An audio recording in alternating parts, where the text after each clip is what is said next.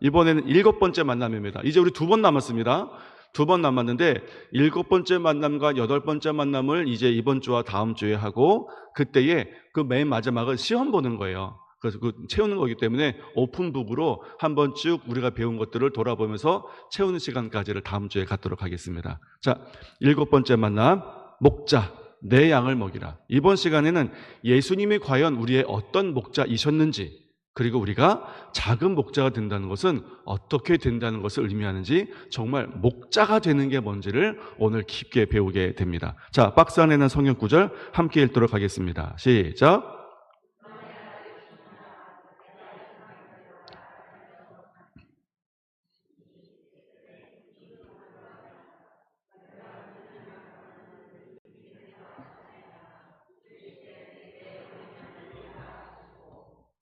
우리는 지난 시간에 초대교회를 건강하게 세웠던 소그룹에 대해서 배웠습니다.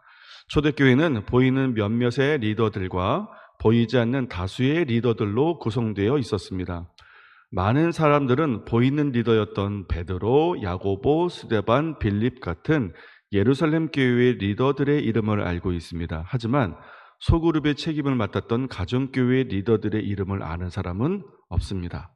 사도행전 2장 42절에 그들이 사도의 가르침을 받아 서로 교제하고 떡을 떼며 오로지 기도하기를 힘쓰니라 라는 구절에서 분명히 사도의 가르침을 마음에 간직하고 소그룹에서 나누었던 사람과 모임을 인도했던 사람이 있었을 겁니다.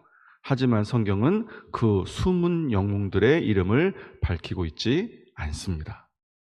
마치 이스라엘 아합 왕 시절에 엘리야라고 하는 한 사람의 영웅이 바알 선지자와 아세라 선지자 850명과 싸워서 이긴 것처럼 보이지만, 그 뒤에는 바알에게 무릎 꿇지 않은 7,000인이 있었듯이 모든 전쟁과 싸움, 교회에는 보이지 않은 숨은 영웅들이 있다는 것을 간과해서는 안 됩니다.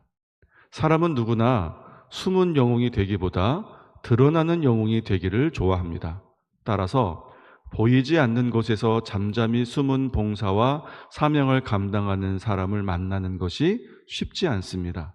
하지만 어느 교회, 어느 단체를 가든지 하나님이 쓰시는 교회와 단체에는 예외 없이 수많은 숨은 영웅이 있음을 알 수 있습니다. 어쩌면 오늘날 교회는 엘리야 같은 한 사람의 영웅이 필요한 것이 아니라 아직까지도 이름을 알 수 없는 숨은 7,000인의 기도와 섬김과 신앙의 절개가 더 필요한 것은 아닐까요? 하늘에서 불이 내려온 것은 엘리야 한 사람의 기도가 아니라 7,000인의 기도가 하나님께 상달되어서 이루어진 결과라는 것을 기억해야 합니다. 그래서 제가 전에도 양화진을 갔다 왔던 이야기를 잠깐 드렸지만, 물론 지금은 공원이 정말 공원답게 싹 깨끗하게 재정비가 됐습니다만, 저도 기회가 되면 우리 양화진 한번 다녀왔으면 좋겠어요. 울산하고 양화진은 진짜 하루를 꼬박 해도 무리가 될 만큼의 먼 거리여서 지방 분들이 양화진을 가는 곳이 쉽지 않긴 합니다만, 그래도 선교사 묘역이니만큼 꼭 한 번은 가볼 의미가 있습니다. 저는 매번 훈련할 때마다, 아이들을 훈련할 때마다도 한 번씩은 다녀왔는데, 제가 처음 갔을 때 그때는 지금처럼 잘 정비도 되지 않았을 때입니다. 어떤 느낌 들었냐면, 드러난 영웅들의 묘는 그때도 너무 크고 잘 관리되어 있었습니다. 먼지 한 톨 없이 깨끗하게 잘 닦여져 있었고요. 생화가 놓여져 있었고요. 그런 분들의 묘는 잘 준비가 되어 있었습니다. 잘 정비가 되어 있었어요. 그런데 그런 묘 몇 개 안 됩니다. 나머지는 정말 너무 풍파에 오래 달아서 이름을 읽는 것도 어려울 정도로 그런 분들의 묘가 훨씬 더 많아요. 어떤 분들은 묘자리도 없이 비석만 한쪽에 주르륵 세워준 것도 있습니다. 그리고 아기들의 묘도 있어요. 아기들의 묘는 묘가 있으니까 그게 묘인 줄 알지, 없으면 그냥 평지예요.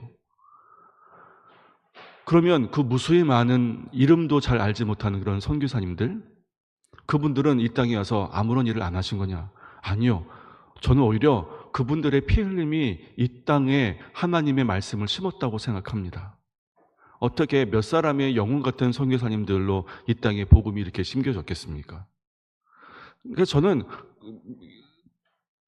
양화진을 가서 참배를 할 때마다 사실 눈에 가는 거는 큰 묘가 아니라 내가 전에는 보지 못했던 작은 묘가 또 있는지를 그렇게 살펴보고 오게 되더라고요. 내가 전에는 이 분을 본 적이 있는가, 저분을 본 적이 있는가. 한 분은 기자로 일본에 왔다가, 그 당시 일본은 전 세계적으로 알려진 곳이었고요. 한국은 전혀 모르는 곳이었습니다. 일본의 기자로 왔다가 거기서 한국의 참상을 전해 듣고 그 참상이 궁금해서 한국 땅을 밟았다가 그 땅을 품게 하시는 하나님의 부르심을 견디지 못해서 선교사로 사시다가 숨을 거두신 분의 묘도 있었습니다. 그러니까 저는 거기서 보면 이분이 언제 태어나서 언제 죽었는지를 먼저 보는 거예요. 그러면 전에 말씀드렸죠. 아기들의 묘는요, 이 땅을 밟아보지도 못하고 배 안에서 죽은 아이들도 있습니다.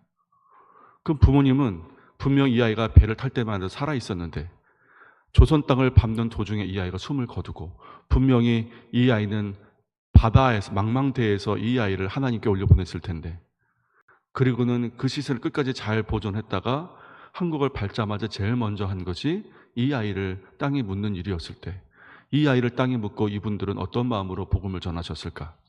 근데 그분들의 이름 하나도 알려지지 않았습니다. 그리고요, 놀랍게도 선교사 묘역이 양화진에만 있는 것이 아닙니다. 대부분 큰 지역들에는, 아마 울산 지역도 찾아보면 차로 2시간 거리 안에 선교사 묘역이 분명히 있을 겁니다. 그 지역마다 선교사님 묘역이 있어요. 양화진만큼 크지는 않지만. 그래서 그런 분들의 헌신 때문에 우리가 예수 그리스도를 믿는 믿음 안에서 참된 소망을 가지고 살 수 있지 않았는가. 그렇다면 정말로 하나님 앞에 값진 사람은 우리가 읽은 숨은 영웅이라고 생각합니다. 여러분, 목자한다고 누가 알아줍니까? 제가 자꾸 이 말 한다고 그 뜻도 제대로 모르면서 그만 좀 하라고 옆구리 쿡쿡 찌는데, 저는 그 말이 지금도 재밌어요. 목자한다고 누가 알아줍니까? 속만 시끄럽지? 제가 속 시끄럽단 말을 이 울산 토박이 분들이 보기에는 잘 모르는 것 같아요. 네, 그냥 쓰는 거니까 쓰다 보면 알겠죠? 목자가 되면 정말 속 시끄럽습니다. 다 자기 말 들어주는 거 아니고요. 어쩜 그렇게 목원들이 다 생각이 다르고 성격도 다르고 말이 왜 이렇게 다른지 정말 천차만별한 그 모임에서 시작을 해요. 그런데 우리가 지난주에 얘기 나눴던 것처럼 그런 목장 모임이 서로 배워가고 닮아가면서 하나가 되어가는 과정을 겪는 게 참 놀라운 은혜입니다. 우리가 이렇게 예수님 닮은 제자가 되는구나 싶게 돼요. 그래서 이런 숨은 영웅이 되기 위한 과정에 오늘도 함께해 주셔서 참 감사합니다. 사람은 다음 페이지. 그럼 목자는 누구입니까?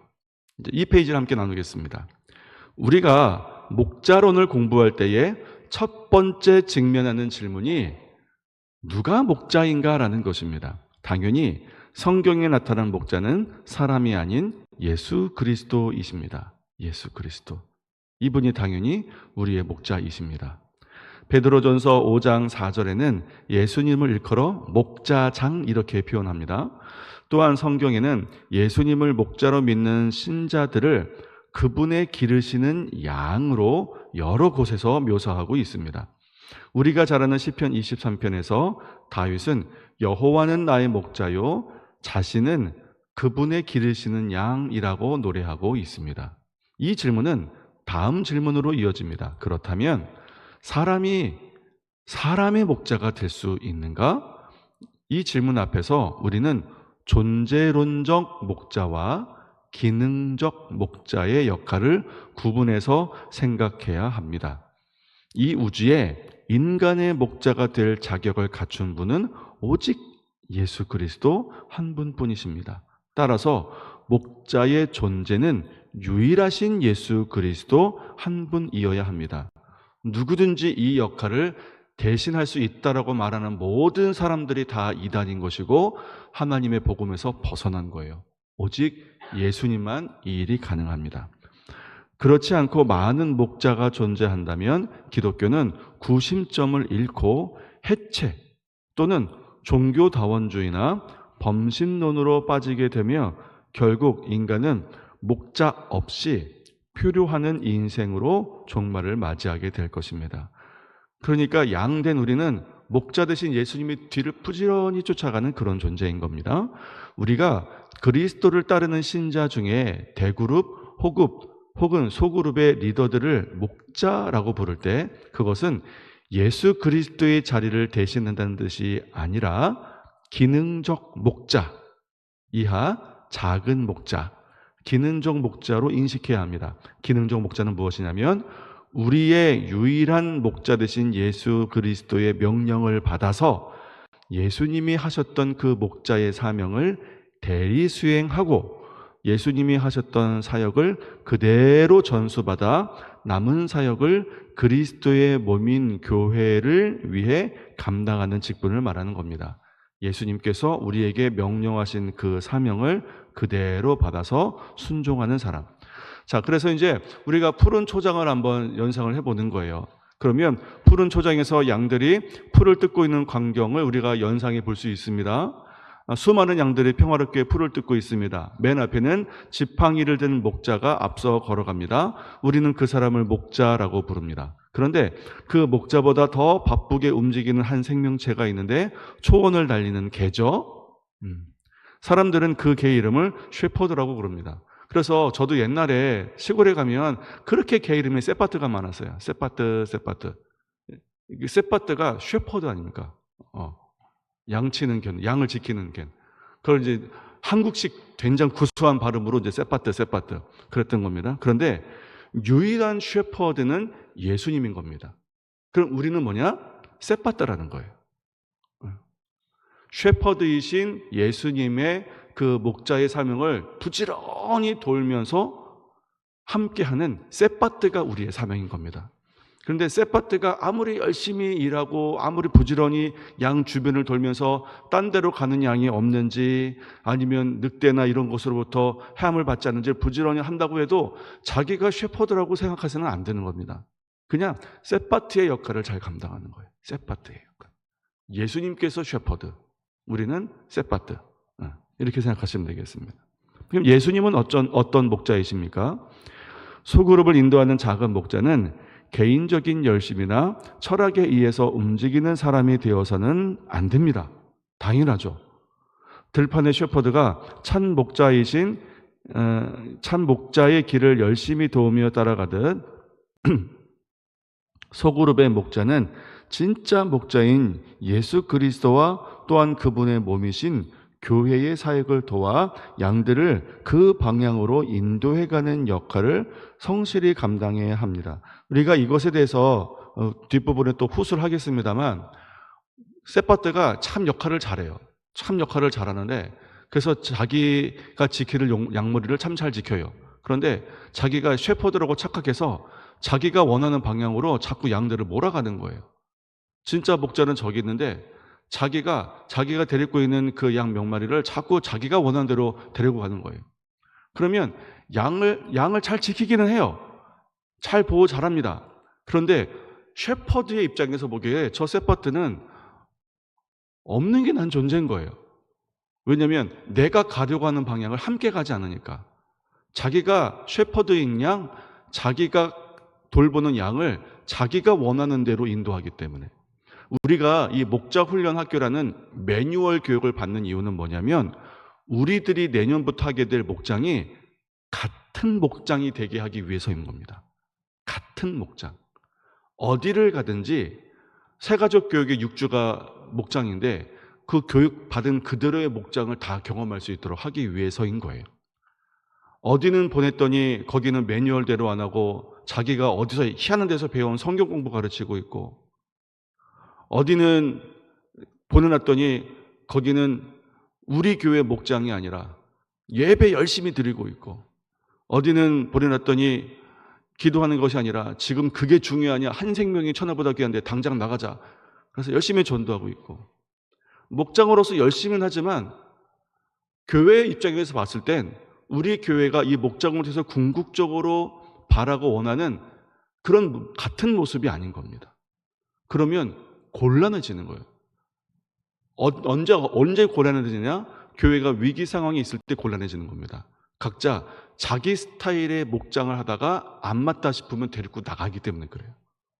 그래서 목자의 능력에 따라서 약간의 편차는 있을지 모르겠습니다만 적어도 70%만큼은 어느 목장에 가든지 동일한 매뉴얼대로 동일한 방향과 정신으로 목장이 운영되어야 되기 때문에 우리가 훈련을 하는 겁니다. 이거는 훈련 외에 다른 것으로는 대체가 안 되는 거예요. 오직 같은 내용으로 훈련을 해야만 당연한 익혀지는 거기 때문에 그렇습니다. 자, 따라서 목자의 역할을 잘 감당하려면 예수님께서 친히 보여주신 목자상을 본받아야 할 것입니다. 우리가 바라보아야 할 영원한 대상은 우리를 온전케 하시는 예수 그리스도뿐이기 때문입니다. 따라서 요한복음 10장과 마태복음 18장에 나타난 목자이신 예수님은 어떤 분이신지 우리가 그것을 통해서 목자로서의 우리의 사명을 배우기를 원합니다. 자, 첫 번째, 목자는 양의 이름을 압니다.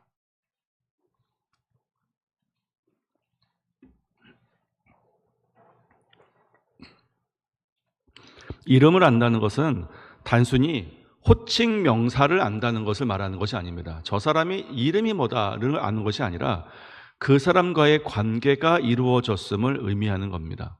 우리가 학교 다닐 때 이거 다 배웠잖아요. 김춘수 시인의 꽃. 내가 그의 이름을 불러주었을 때 그는 나에게로 와서 꽃이 되었다. 그 식구처럼 이름을 알고 부른다는 것은 그의 존재가 나에게 의미로 다가왔다는 것입니다. 의미.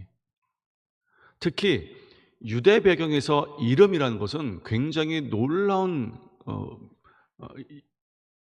가치들이 담겨져 있기 때문이고, 그래서 하나님께서 천지를 창조하신 다음에 아담에게 만물들을 다 동물들을 데리고 와서 이름 짓게 하시잖아요. 내가 그를 다스릴 권한을 너에게 주었다라는 뜻이기 때문인 겁니다. 그러니까 목자가 양의 이름을 안다는 것은 그 양으로 불려진 그 생명에 대해서 의미가 되었다는 뜻입니다. 그것이 이름을 안다는 뜻이에요. 자, 우리 박스 안에 있는 말씀 두 구절 함께 읽도록 하겠습니다. 시작.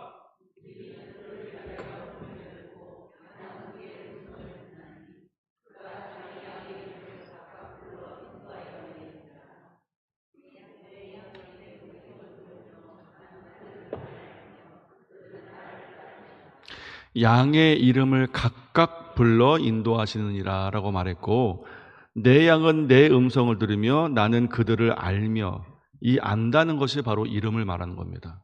안다는 건 경험을 통해서 아는 거예요. 제가 이재명 대통령을 알죠. 근데 그분은 저를 모르잖아요. 이건 아는 게 아닌 거예요. 직접적인 개인적인 관계를 통해서 의미가 되었을 때 그것을 진짜 안다고 말하는 겁니다. 자, 두 번째, 목자는 양에게 생명과 풍성한 꼴을 줍니다. 생명과 풍성한 꼴.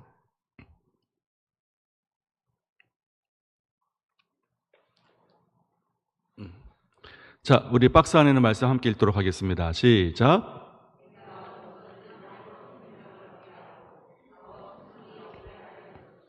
생명을 얻는 것으로 끝이 아니라 생명을 얻은 후에 그 생명이 건강하게 풍성하게 성숙하게 자라서 또 다른 생명을 품을 수 있을 만큼 풍성히 얻게 하는 것. 그래서 목자는 양에게 생명과 풍성한 꼴을 주는 겁니다. 이게 목자의 사명인 거예요. 목자는 양에게 생명을 줍니다. 그런데 예수님께서 양들에게 생명을 주시는 방법은 독특합니다. 양들의 생명을 지켜준다는 뜻이 아닙니다. 목자인 자기의 생명을 양들에게 주고 본인은 죽으셨다는 뜻입니다. 우리가 그렇게 생명을 얻은 존재인 것을 진실로 깨닫는 것이 믿음의 시작인 거예요. 초원에서 양들을 죽이기 위해 달려드는 이리와 짐승들에게 목자는 자기의 몸을 내어주고 대신 양들을 살려주셨다는 의미입니다. 그래서 이스라엘에 가서 원래 이 목자들은 양 주인들이 하는 게 아니에요. 양의 주인들이 하는 것이 아니라 목동들을 고용을 하는 겁니다. 목동들을 고용할 때 신청자가 있으면 자, 우통을 다 벗게 한대요. 운통을 벗게 하는 이유는 뭐냐면 근육이 우락부락해서 힘 좋은 사람을 뽑으려는 것이 아니라 몸에 상처가 있나 없나를 보는 거란 겁니다. 몸에 상처가 있는 목동은 양을 지키기 위해서 자기 몸을 아끼지 않는 목동이라는 뜻인 거예요.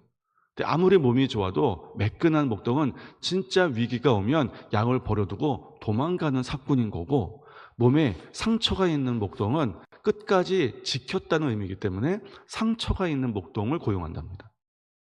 이것이 목자의 사명인 거예요. 지키는 것.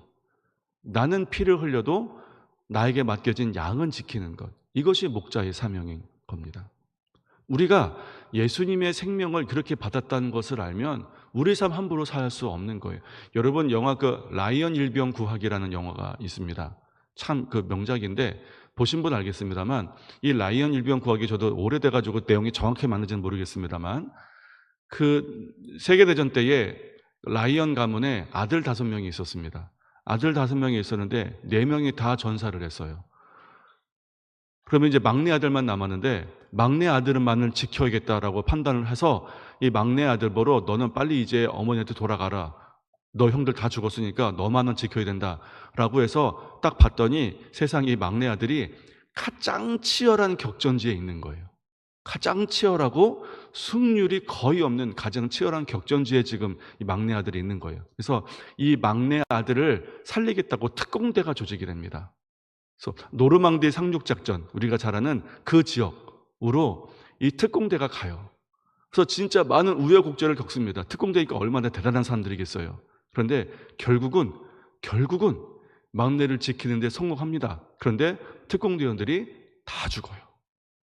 근데 마지막으로 그 특공대의 대장이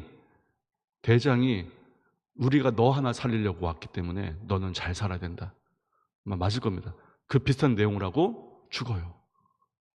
그리고는 극적으로 그 전투에서 승리를 하고 무사히 이제 귀국을 하는데, 장면이 싹 지나고 그 라이언 일병이 할아버지가 됐습니다. 그리고는 그 특공 대장의 묘 앞에 이렇게 얘기를 하는 거예요. 내가 당신들의 생명을 받았기 때문에 진짜 열심히 살았다고. 그렇게 회고를 합니다. 우리가 예수님의 생명을 받아서 예수님께서 죽고 그분의 생명으로 내가 살았다는 것이 진실로 고백되어지면 열심히 살게 됩니다. 어떻게 그 생명 허투루 쓸 수 있겠어요? 그러니까 그것을 진실로 깨달을 수 있느냐 없느냐의 문제인 거지, 깨달아만 지면 허투루 못 사는 겁니다. 그걸 깨닫게 하시는 분이 성령님이신 거예요. 자, 박스 안에 있는 내용 함께 읽도록 하겠습니다. 시작.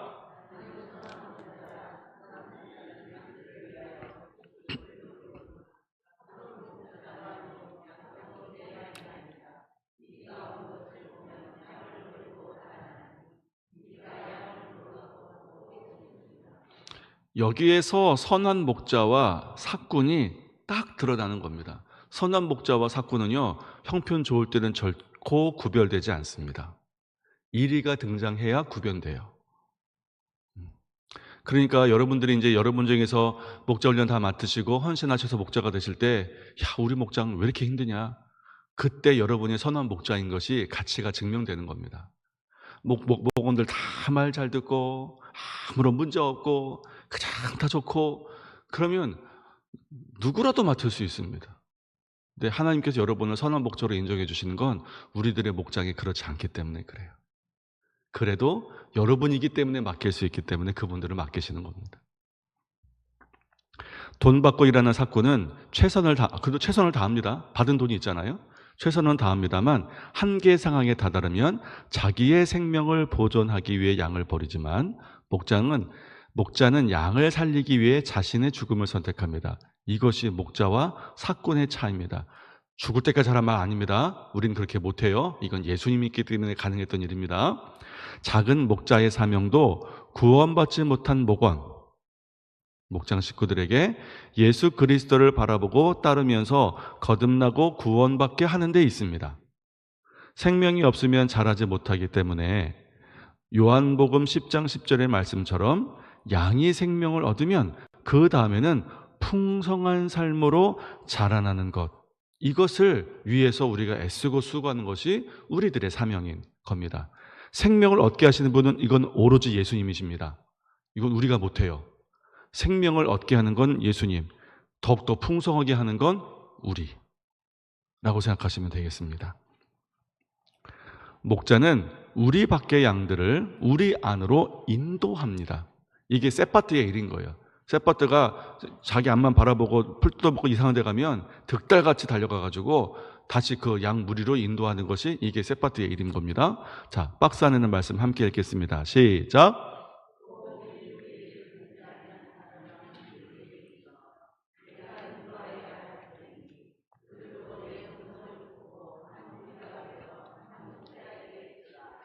예수님이 목양하시는 목장의 우리는 언제나 차고 넘쳤습니다.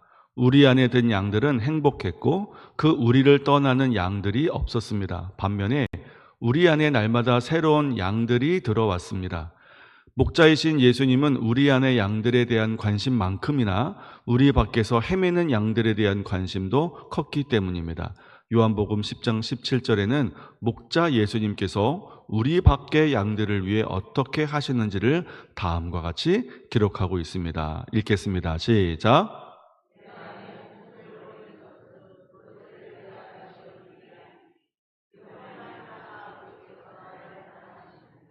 여기 정말 너무 기가 막히고 감격스러운 표현이 있습니다. 내가 내 목숨을 버리는 것은 다시 얻기 위함이랍니다. 근데 사람이 어떻게 목숨을 버리고 그것을 다시 주워 담을 수 있겠어요? 이 말은 내가 내 목숨을 버리는 것은 양의 생명을 얻기 위함이다 라고 읽혀지는 겁니다. 양의 생명을 얻는 것이 내가 내 생명을 다시 얻는 거다, 이렇게 예수님께서 말씀하시는 거예요. 그러니까 양이 곧 내 생명이다라고 말하는 겁니다. 그러니까 그렇게 해서 얻어진 교회된 우리를 예수님께서 뭐라고 그래요? 교회가 곧 나다, 이렇게 말씀하시잖아요. 내가 내 핏값으로 산 것이 교회다, 이렇게 말씀하시잖아요. 우리가 바로 예수님의 핏값인 겁니다. 우리가 바로 예수님의 핏값. 큰 목자 예수님은 우리 밖에 있는 양들을 위해서, 그들을 우리 안으로 들이기 위해서 목숨을 내어놓으셨다고 하십니다. 전도는 생명을 내건 사역입니다. 예수님이 보여주신 목장과 목자의 사명은 생명을 걸어야 할 만큼 소중하며 가치 있는 사역입니다. 네 번째, 목자는 양의 형편을 압니다.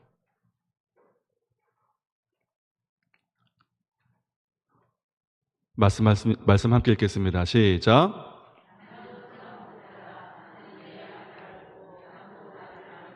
여기서 안다는 것은 누구인지를 안다는 피상적인 것이 아니라 그 사람의 형편과 사정을 소상히 안다는 뜻입니다. 목자는 양들이 배가 고픈지 목이 마른지 필요한 것이 무엇인지를 부지런히 살펴야 합니다.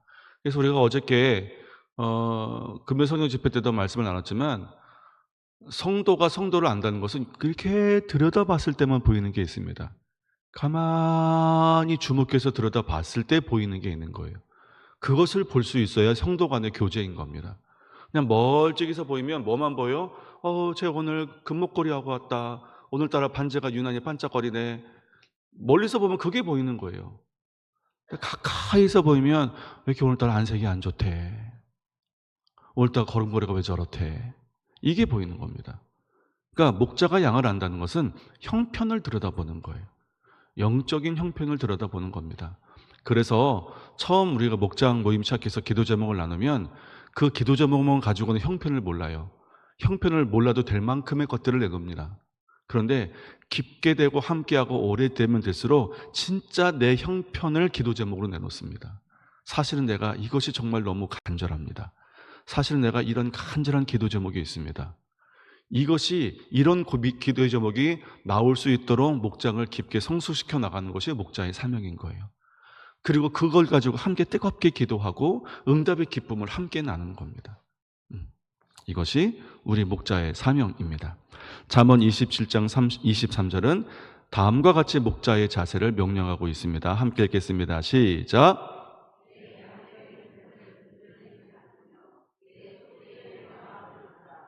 그러니까 양떼의 형편을 부지런히 살피는 것, 이것이 이제 목자의 사명인 겁니다. 목자는 양의 눈에서 눈물을 씻어줍니다. 목자는 양의 눈에서 눈물을 흘리게 하는 사람이 아니라 흐르는 눈물을 닦아주는 사람입니다.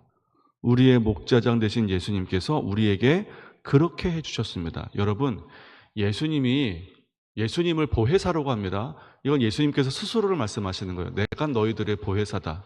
내가 너희들의 보혜사인데 내가 승천하지 않으면 또 다른 보혜사가 너희들에게 올 수 없기 때문에 내가 가고 너희들에게 또 다른 보혜사를 약속해 주겠다라고 말씀하셨습니다. 그러면 왜 똑같은 보혜사인데 예수님께서 계속 계셔서 그 사명을 감당하시지 않고 왜 또 다른 보혜사이신 성령님을 보내셨을까요? 그것은 예수님인 보혜사는 한 분의 인격체로서 존재했기 때문입니다. 한 사람으로서 존재했기 때문이에요. 그러니까 그분이 사람의 몸을 입고 오신 보혜사이기 때문에 그분의 보혜사의 사명을 감당할 수 있는 영역이 제한되어 있는 겁니다. 한 사람의 몸을 입었기 때문에.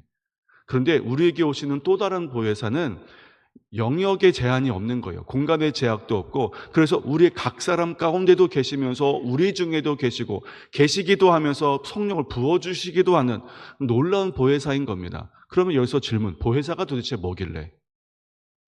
보혜사가 아니라 두 겁니다. 상담자요, 위로자. Comforter and Counselor. 그분이 우리의 위로자인 겁니다. 위로자. 예수님께서 우리의 위로자가 되시는 거예요. 우리의 눈물을 닦아주시는 위로자인 겁니다. 그래서 우리에게 오시는 성령님도 똑같은 사명을 감당하시는 거예요. 이는 보좌 가운데서 계신 어린 양이 그들의 목자가 되사 생명수 샘으로 인도하시고 하나님께서 그들의 눈에서 모든 눈물을 씻어주실 것임이라 라고 말하고 있죠. 그래서 작은 목자된 우리도 목원의 눈에서 눈물을 흘리게 하는 사람이 아니라 그들의 눈물을 닦아주는 사람이 되며 그들을 하나님 앞으로 인도해 하나님이 그들의 눈물을 닦아주시도록 하는 인도자 역할을 감당해야 됩니다. 그런데 아니, 제가 상담을 배운 것도 아니고 제가 말이 그렇게 세련된 것도 아니고 제가 어떻게 우리 목원들의 눈에서 눈물을 닦아줄 수 있어요? 아니, 물리적으로 흐르는 눈물은 내가 손수건을 준비해서 닦아줄 수 있지만 여기서 말하는 게 그게 아닌 것 같은데 내가 어떻게 그거 하면서 할 수 있습니까? 할 수 있어요. 어떻게요? 같이 기도해 주시면 돼요. 그래서 우리 목장이 기도하는 목장인 겁니다. 제가 전에 한번 여러분에게 4줄짜리 성시 한번 말씀드린 적이 있습니다. 엄마 어디가? 라는 성시 기억하십니까? 4줄짜리여서 제가 이거를 중3 때 교회 간 지 얼마 안 됐을 때도 제가 그때 본 건데 지금도 기억하는 거예요. 엄마 어디가? 교회 가. 교회를 왜 가? 울러 가. 이게 4줄짜리 성시입니다. 교회는 울러 가는 거라는 거죠. 그런데 제가 이 말하는 설교를 우리 둘째 이모니 대전에서 장로님이세요. 그분이 올해 장로 그분 받으셨습니다. 이모님이. 근데 이분이 이 얘기를 듣고 제가 이 설교하는 걸 듣고 너무 이제 감동이 있어서 당신들이 가르치는 또 소그룹 목장이 있잖아요. 이 얘기를 했대요. 그랬더니 그렇게 목원들이 우시더래요. 아, 그렇다. 교회는 울러 가는 데다. 내가 교회에서 위로를 받아야지 어디서 위로를 받냐. 그러니까 우리의 목장이 그런 목장입니다. 울 수 있는 거, 진짜 아픔을 내놓고 함께 기도할 수 있는 거, 함께 같이 울면서 기도해 줄 수 있는 것, 그것이 위로가 되고 응답이 되었을 때 함께 기뻐할 수 있는 것, 참된 위로와 회복이 있는 것이 그래서 목장인 겁니다. 대그룹에서 어떻게 같이 울어줍니까? 여기서 우는 것은 내가 하나님 앞에 함께 우는 거죠. 근데 여러분 솔직히 대그룹에서 우리 통성기도하고 기도할 때 여러분 눈쳐 보여서 크게 기도 못 하시잖아요. 저희가 왜 기도할 때 왜 소리 크게 하는 줄 아십니까? 내 기도 소리가 내 귀에는 들려도 그 내용을 옆 사람 못 듣게 할 만큼 크게 하는 겁니다. 크게 기도하시라고. 내가 기도 제목이 나한테 있는데, 아픔이 나한테 있는데 교회에서 눈치 보여서 기도를 못해요. 누가 그거 듣고 흉볼까 봐. 그렇게 하지 못하도록 기도 소리 크게 하는 겁니다. 음악 소리 크게 하는 거예요. 그런데 교회에서 하는 기도는 내가 하나님께 기도하는 거예요. 나랑 같이 울어줄 사람이 없어요. 들을까 봐 겁나지 오히려. 누가 그 기도만 듣고 내가 집사님 기도 제목 들었는데 너무 안타까운 것 같으니까 같이 울면서 기도하겠습니까? 누가 그렇게 합니까? 그러니까 교회에서 기도는 내가 혼자 울면서 기도하는 거예요. 근데 목장 기도는 달라요. 목장 기도는 같이 울면서 기도해 주는 곳입니다. 그래서 목장 기도가 강력한 힘이 있고 강력한 위로가 되는 거예요. 저는 우리 목장이 그런 목장 되기를 원하는 겁니다. 6번째, 목자는 길 잃은 양을 찾아 나섭니다. 큰 목자 예수님은 우리 밖에 있는 구원받을 양들의 많은 관심을 가지셨습니다. 하지만 동일하게 이미 우리 안에 들어온 양들 중에 길을 잃고 딴 길로 간 양들을 찾아 빈들을 헤매고 다니셨습니다. 자, 박스 하는 내용 한번 읽겠습니다. 시작.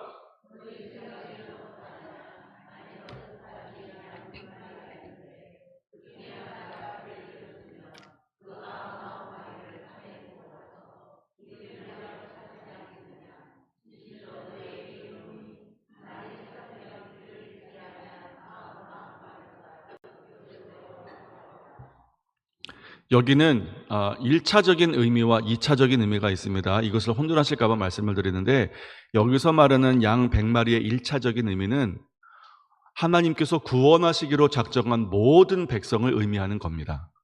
그래서 하나님의 구속의 사역은 하나님께서 작정하신 자기 백성의 단 마지막 한 명이 이룰 때까지 계속될 거라는 뜻이고, 그렇게 다 찾아지면 그때 예수님께서 재림하시는 겁니다.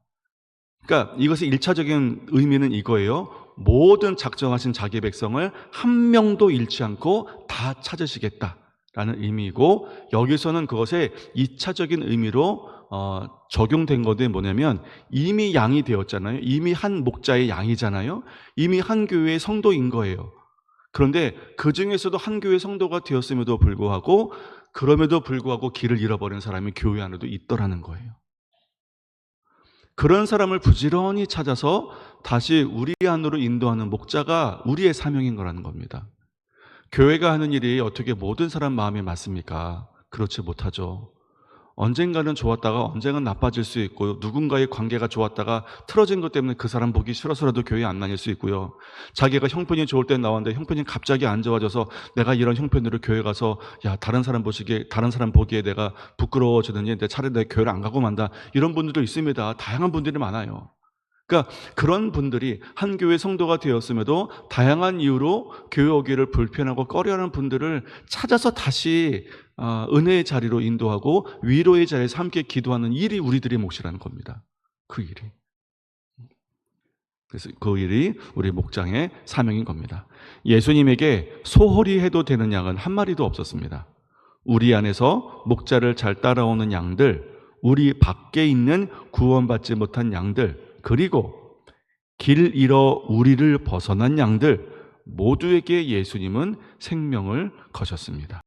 작은 목자도 목원, 낙심한 목원, 예수를 믿지 않는 잠재적인 목원, 부지런히 돌보는 예수님의 몸을 따라야 합니다. 그러면 예수님이 어떤 목자이신 줄 알았으니까 작은 목자된 우리가 어떻게 해야 되는지 이것에 대해서 한번 이야기를 나눠보도록 하겠습니다. 앞서 설명하였듯 작은 목자의 사명은 큰 목자이신 예수님의 모본을 그대로 따르는 겁니다. 이뿐 아니라 성경에는 작은 목자들의 사명에 대해 직접적으로 언급한 부분이 있습니다. 베드로전서 5장 1절부터 4절까지의 말씀인데 함께 읽도록 하겠습니다. 시작.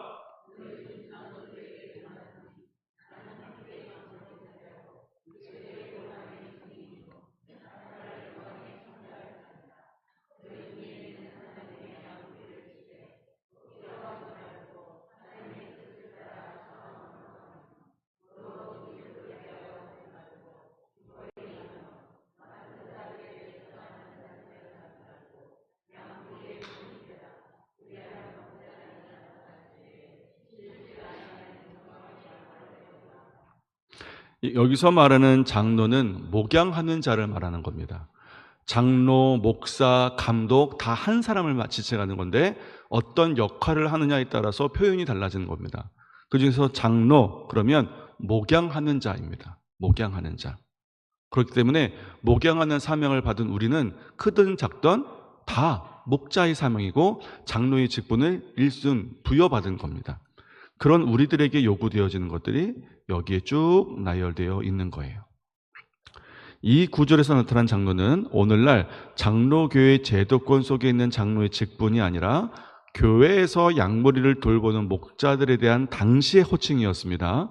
다시 말하면 초대교회 장로의 역할은 교회의 운영이나 행정이 아닌 양무리를 돌보는 목자의 역할이었던 것을 알 수 있습니다. 제가 그래서 전에 말씀드린 적이 있는 거지만 우리가 다양한 항목, 다양한 이유로 요즘 신방을 다니지만 원래 신방의 원래 목적은 요거였습니다. 지금 우리가 이사하면 신방 가고 개업하면 신방 가고 아프면 신방 가고 하지만 원래의 신방의 시작은 어떻게 되냐면 개교회 장로님들이 각 가정을 돌면서 목양하는 거였습니다. 믿음의 부모님이 자녀를 잘 가르치고 있는지를 확인하기 위해서 다닌 거예요. 그래서 이거 제대로 못했다 싶으면 말씀드렸죠. 주일 만찬도 참석 못하게 하고 더 심하면 아예 일정 기간 예배를 못 나오게 했다고요. 이것이 원래 신방인 겁니다. 그래서요, 여러분, 진짜 우리 교회도 1980년대만 하더라도 이렇게 신방 다니셨습니다. 목사님이 불시에 신방 가셨어요. 우리들의 이제 일대 어르신 목사님들이죠. 그때 신앙생활 하셨던 분은 알 거예요. 불시에 가시잖아요. 띵동 하보면 누구예요? 납니다. 그러고 이제 들어오시는 거예요. 그리고 싹 훑어보시죠. 청소 상태, 아이들 교육 상태. 불시에 들어 점검하시는 거예요. 그러면 그때는 진짜 목사님이 언제 오실지 몰라서 늘 준비하고 있었어야 되는 거예요. 언제든 오시니까. 낮에도 밤에도. 요즘 그렇게 해보십시오.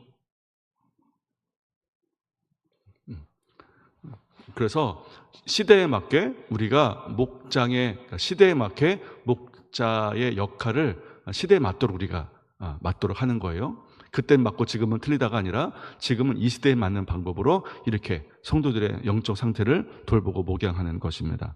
자, 그러면 목자들에게 지시한 목자의 사명을 살펴보도록 하겠습니다. 목자는 자원하여 섬기는 일꾼입니다. 목자는 자기의 뜻이 아닌 하나님의 뜻으로 섬기는 일꾼입니다. 일단 빈칸을 채우고 말씀드릴게요. 목자는 더러운 이득을 가지고 섬기면 안 됩니다. 목자는 목원에게 주장하는 자세를 취해서는 안 됩니다. 목자는 양무리의 본을 보이는 일꾼이고, 목자는 시들지 않는 영광의 면류관을 상으로 받는 것을 소망하는 것이 목자입니다. 일단 빈칸 채우시고 그리고 말씀을 좀 함께 나눌게요. 그래서 목자는 자원하여 섬기는 일꾼이기 때문에 억지로 못하는 겁니다. 그래서 이 과정 다 마친 다음에도 헌신서역서를 쓰는 단계가 더 있습니다. 그때 헌신서역을 해주시는 분이 목자로 서게 되는 거예요. 헌신서역서에는 선택이 3가지가 있습니다. 지금 바로 목자하겠습니다. 지금은 아니지만 언제가 제가 준비됐다 싶을 때 그때는 목자로 서겠습니다. 아직은 제가 아닌 것 같습니다. 이 3 부분 중에 하나에 체크하도록 되어 있습니다. 그래서 지금 바로 목자하겠습니다 라는 분이 내년엔 목자로서 라인업에 쫙 있는 거예요. 그분 밑으로 우리 성도님 중에 목장을 하고 싶으신 분들이 신청하는 겁니다. 1순위부터 3순위까지를 해서 쫙 신청하는 거예요. 물론 신청을 그 밑에 이름을 적는 건 아닙니다. 그렇게 하면 큰일 나요. 적어서 내주시는 겁니다. 그럼 저희가 그걸 보고 이제 배분을 하는 거예요.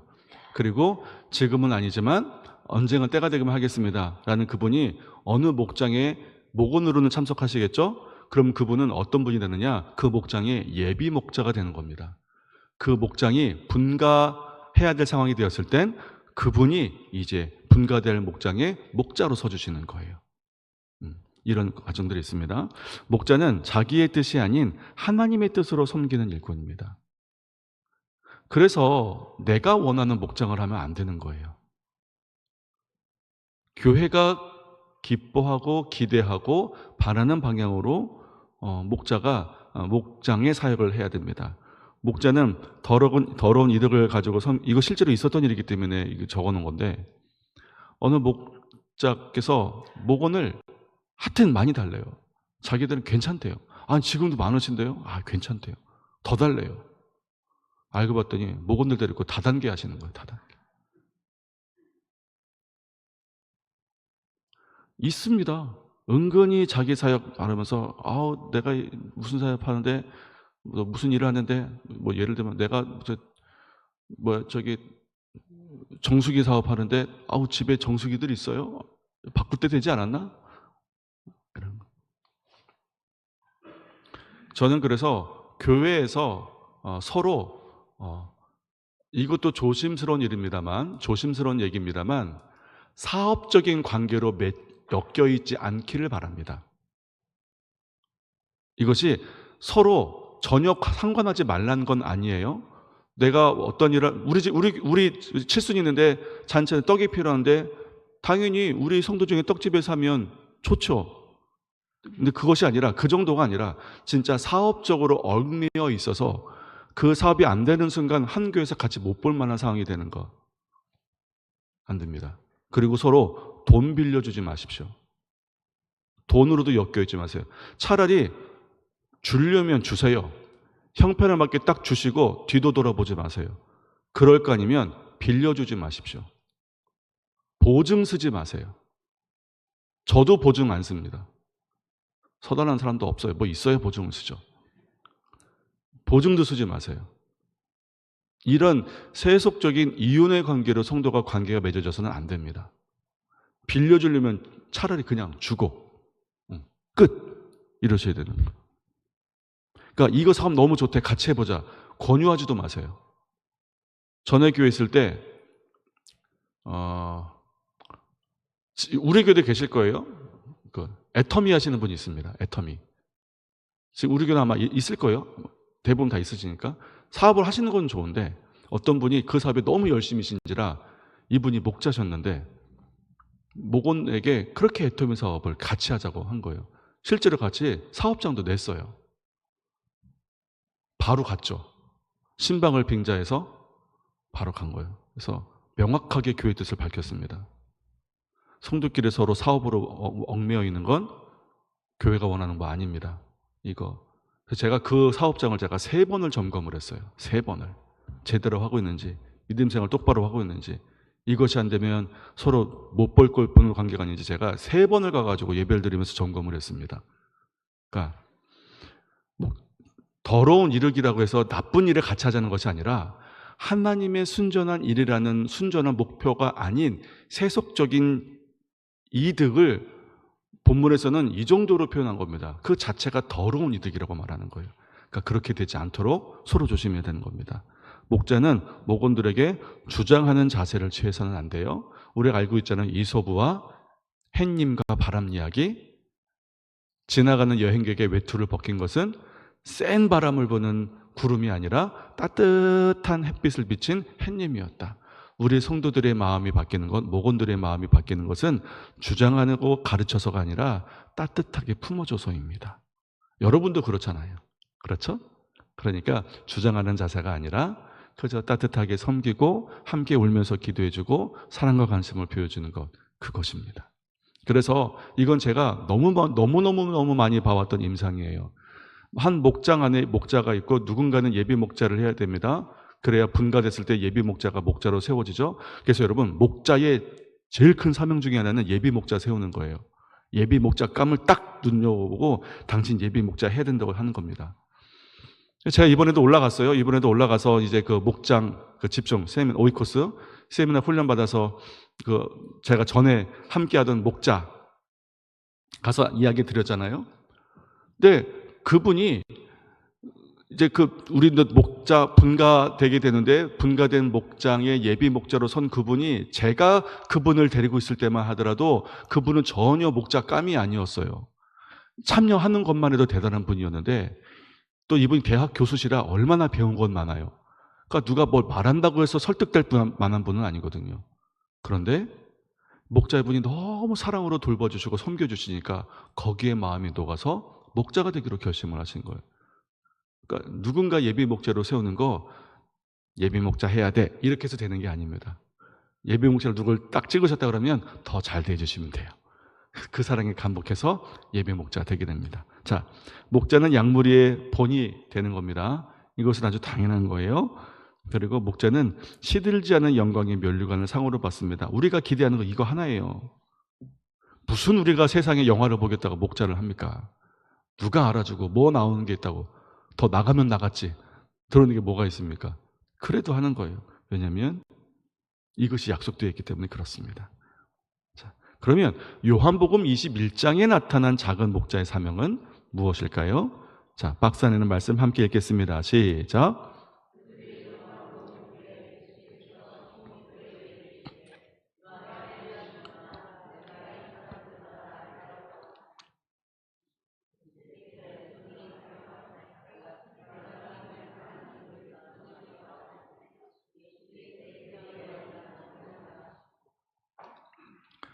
우리가 이것을 내가 몇 번째 제자인지를 얘기할 때 우리 이 대목 한번 이야기 나눴었습니다. 예수님께서 제1제자, 가장 아끼는 제1제자에게 가장 좋은 것을 맡기셨는데 그것이 내 양, 예수님의 양이었다고 우리 그때 이야기를 나눈 바가 있습니다. 예수님이 당신의 가장 사랑하시던 수제자 베드로와의 마지막 만남을 가지면서 유언적으로 명령하신 내용이 내 양을 먹이라는 목자가 되라는 명령입니다. 이 짧은 구절에서 목자는 어떤 사람이 되어야 하는가에 대한 귀한 교훈이 담겨 있습니다. 첫 번째, 목자는 예수님을 가장 사랑해야 됩니다.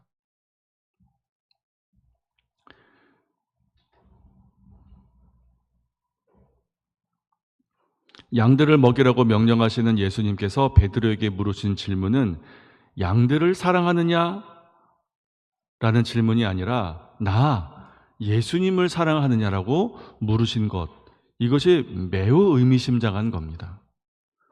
목양은 양들을 사랑할 때 감당할 수 있는 것이 아니라 예수님을 사랑할 때 감당할 수 있는 것입니다.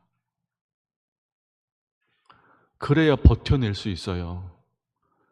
양은요, 이것도 성경이 배경에서 양이라고 하니까 우리가 목양 쉽게 말하지만 우리가 모구라고 안 하고 목양이라고 하잖아요. 소 키우는 이유는요, 유익이 많아서입니다.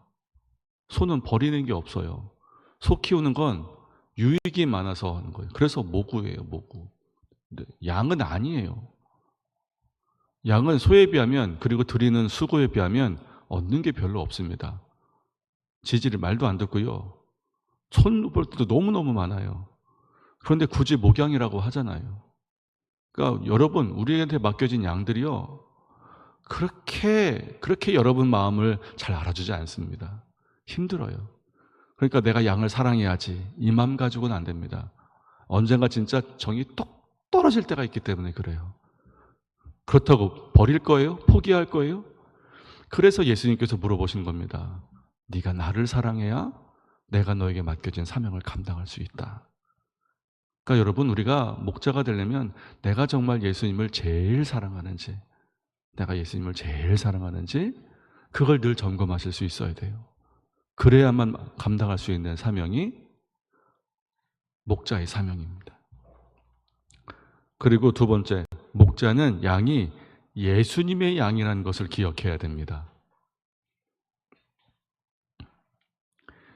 예수님은 베드로에게 분명히 내 양을 먹이라고 하셨습니다. 세상의 그 어떤 신자도 사람의 양이 된 적이 없습니다. 그러기에 모든 신자는 귀한 존재입니다. 제가 여러분의 담임 목사이고 말씀의 꼴을 부지런히 준비해서 먹이지만 저는 여러분이 어떤 의미로는 한 번도 내 양이라고 생각해 본 적이 없습니다. 그런데 담임 목사는 또 어떤 의미로 여러분들이 다 내 양이 되셔야 합니다. 제가 여러분을 위해서 제 생명을 걸었다는 뜻이에요. 제가 여러분에게 제 모든 것들을 아낌없이 다 드린다는 뜻입니다. 제 사명이 여러분에게 있다는 거예요. 하지만 여러분을 내 욕심과 내 뜻대로, 내 바램대로 여러분을 사용하지 않겠다는 거예요. 왜냐하면 여러분은 다 예수님의 양이기 때문에 그렇습니다. 그냥 생각해보니까 좀 손해가 막심한데요? 네, 하나님께서 저에게 맡겨주신 사명이니까. 그래서 제가 말씀을 준비할 때도 하나님 보시기에 바른 말씀을 준비하는 것이 제1 사명인 겁니다.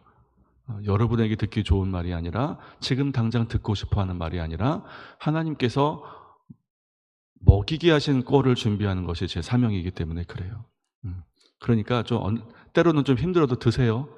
꼭꼭 씹어 드십시오. 드시다 보면 만납니다. 목자는 계급이 아니라 사명입니다. 여러분, 이것도 잘 기억하셔야 돼요. 여러분, 목자 되시면, 저는 특히 내년 한 해는 우리 목장이 제1 목표입니다. 우리 교회 내년 목장만 제대로 심겨지면 내년 할 일 다 한 거예요. 그러기 위해서 저는 부지런히 목자 여러분들 제가 막 세워드릴 거예요. 여러분들 목자 되시면 배지도 나옵니다. 목자 배지도 나와요. 교회 오실 때 배지 딱 메고 오시고 목자 배지도 나옵니다. 목자로서 드릴 수 있는 것들은 다 해드릴 거예요. 그럴 때 여러분, 이게 계급이 아니라 여러분 사명에 제가 존경심을 표하는 것을 잊어서는 안 됩니다. 계급장 달아드리는 것이 아닌 거예요. 여러분 사명에 대해서 존경을 표하는 겁니다. 오늘 예수님께서 베드로의 이름을 부르실 때 요한의 아들 시몬이라고 부르십니다. 이것은 베드로가 예수님의 제자가 되기 전에 불려졌던 이름입니다. 목자의 직분을 맡기시면서 예수님은 베드로라는 높은 수준의 이름을 부르시지 않고 아무런 직책도 없었던 옛날에 평범했던 시몬이라는 이름을 부르셨습니다. 이것은 베드로와 같은 대단한 이름을 소유한 사람만 목자의 직분을 감당할 수 있는 것이 아니라 누구든지 하나님을 사랑하는 사람은 다 감당할 수 있음을 시사하는 것입니다.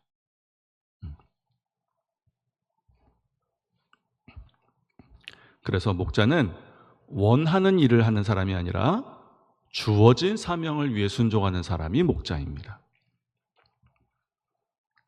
내 양을 먹이라는 명령을 내리신 예수님께서 그 사명을 감당하기 위해서 필요한 자세를 다음과 같이 말씀하셨습니다. 우리 박스 안에 있는 말씀 함께 읽겠습니다. 시작.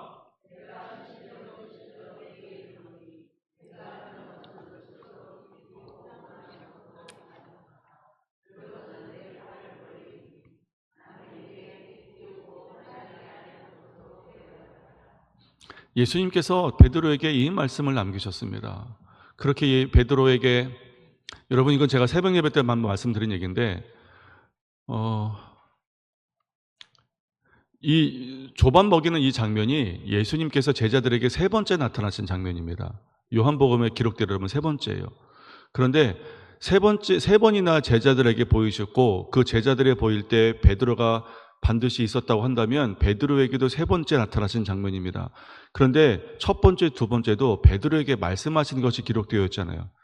도마에게는 말씀하신 것이 기록되어 있는데 베드로에게 말씀하신 것이 기록되어 있잖아요. 그러면 이 예수님을 뵐 때마다 베드로의 심정이 어땠을까?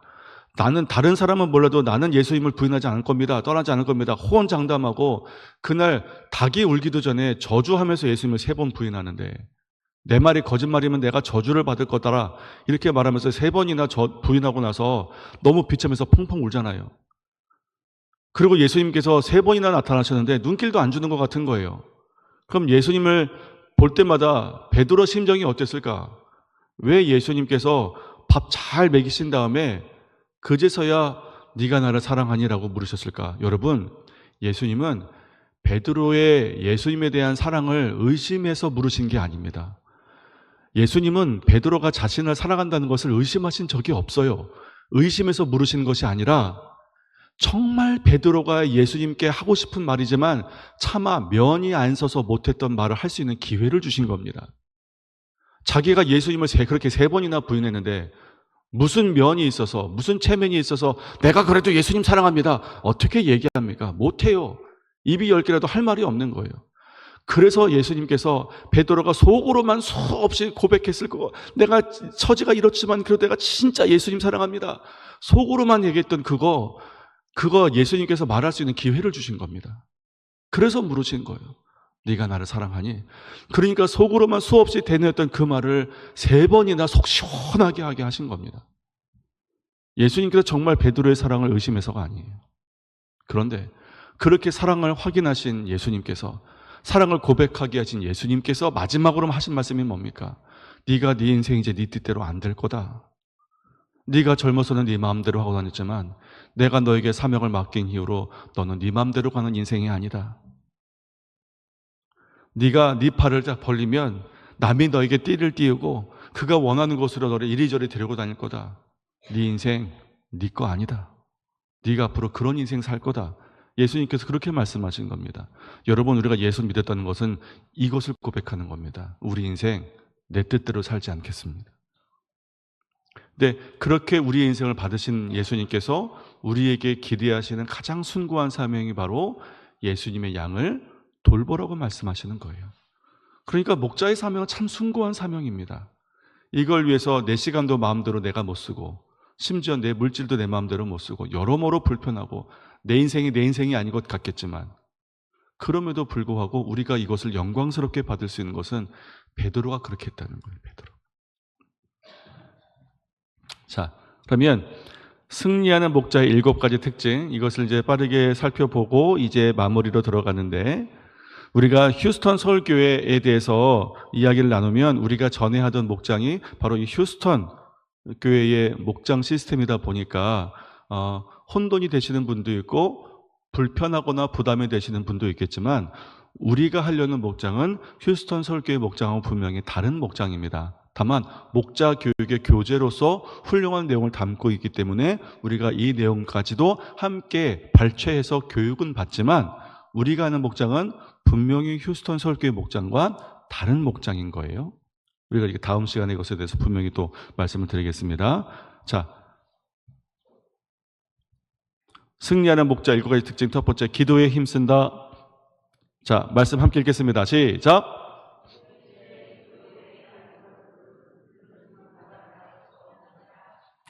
앞으로는 더 할 거예요. 우리 목장 기도하는 목장이니까요. 두 번째, 섬김에 탁월하다. 말씀 읽겠습니다. 시작.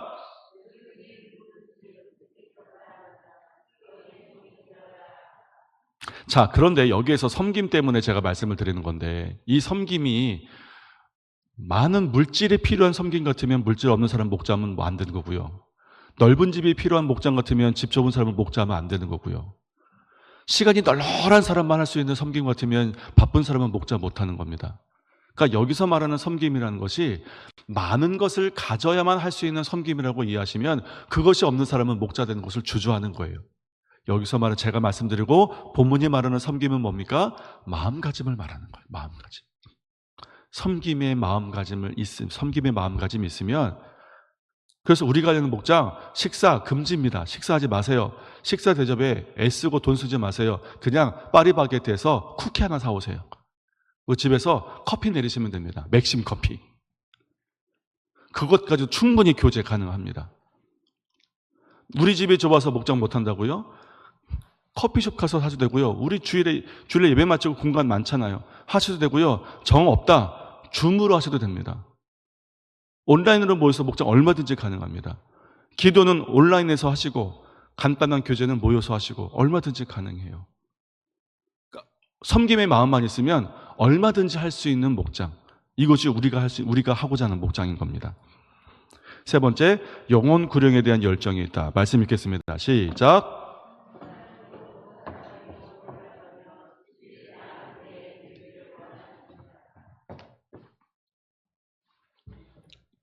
그래서 목장이 전도의 가장 효과적인 창구가 되는 겁니다. 함께 뜨겁게 기도하다 보면 여러분 목원들이 내놓는 기도 중에 가장 간절한 기도 제목이 뭐일 것 같으세요? 전도예요. 전도. 내 남편, 우리 자식.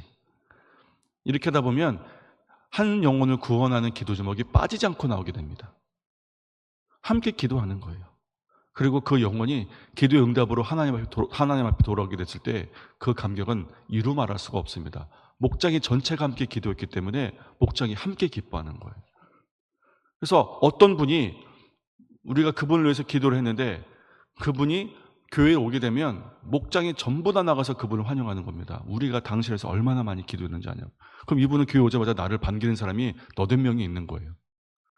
한 사람이 교회 정착할 때 반갑게 인사하는 사람 3명만 있으면 정착률이 확 높아진다고 합니다. 그런 거예요. 네 번째, 기다림과 인내심이 많다. 말씀 읽겠습니다. 시작.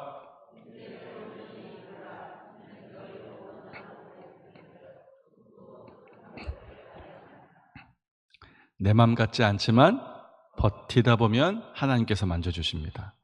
다섯 번째, 희생적이다. 말씀 읽겠습니다. 시작.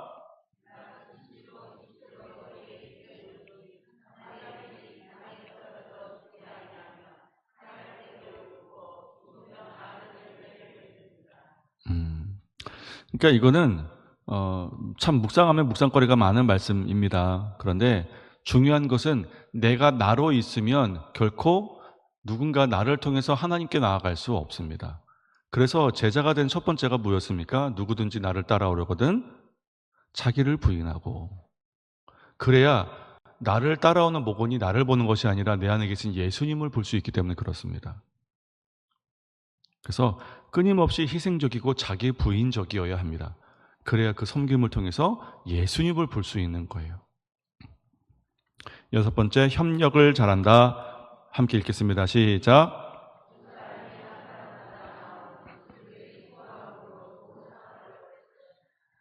그래서 앞으로 우리가 내년부터 이제 목장에 잘 정착이 되었을 때 그 다음에 이루어지는 모든 다양한 교회의 모든 힘이 필요한 것에 가장 첫 번째로 힘이 되어주시는 주체는 목자분들이 되어주셔야 되는 거예요. 목자분들이. 거룩한 상급을 바라본다 읽겠습니다. 시작.